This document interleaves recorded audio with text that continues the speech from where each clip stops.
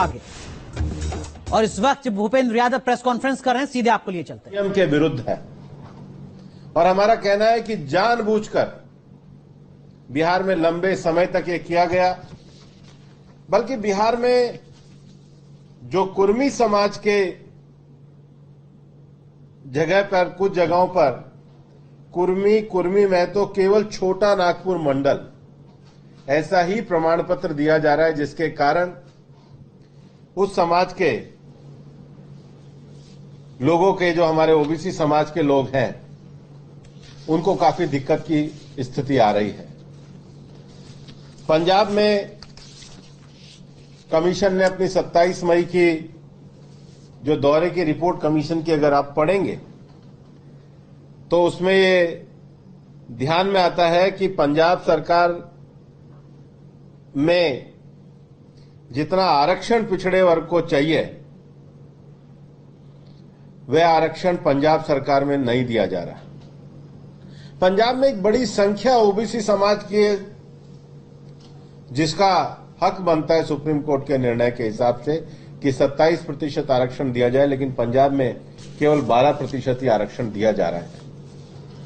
पश्चिम बंगाल में तो स्थिति और ज्यादा विचित्र है। पश्चिम बंगाल की सरकार ओबीसी समाज के आरक्षण को मुस्लिम समाज के आरक्षण में परिवर्तित करने जा रही है। हालांकि ओबीसी आरक्षण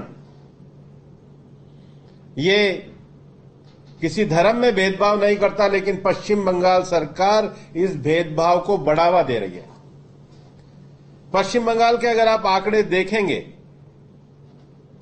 कि पश्चिम बंगाल में 2011 से पहले मुस्लिमों के 108 वर्ग थे, जो ममता बनर्जी जी की सरकार आने के बाद बढ़कर 179 हो गए,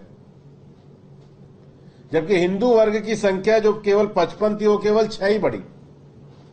तो यह अचानक बहुत सारे वर्गों का बढ़ाया जाना, और उसके बाद ए कैटेगरी और जो बी कैटेगरी की गई है, ए कैटेगरी की 81 अगर ऑक्यूपेशन आप मानते हो तो उसमें से 73 केवल मुस्लिम है।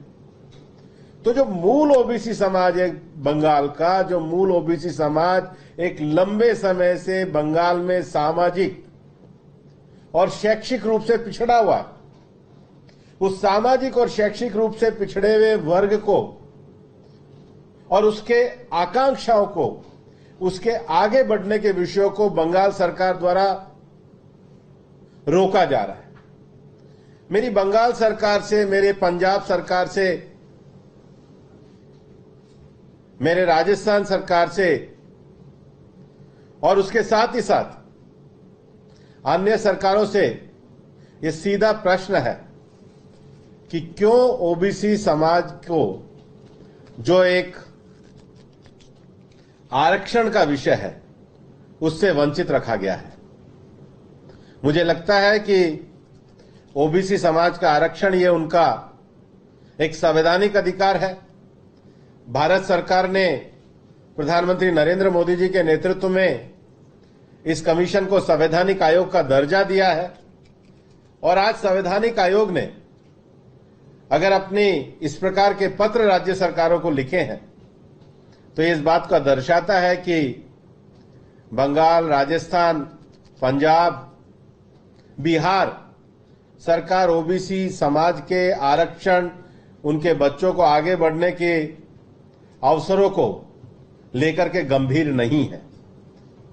और इसलिए देश में ओबीसी समाज को न्याय मिले, ओबीसी समाज के वर्गों का सर्टिफिकेट प्रांतों में सही तरीके से बने, उनमें भेदभाव ना हो, और कम से कम ओबीसी के इस पूरे मसले को धार्मिक निगाह से नहीं देखना चाहिए। जो न्याय जिसकी आवश्यकता है, इसमें भेदभाव नहीं किया जाना चाहिए।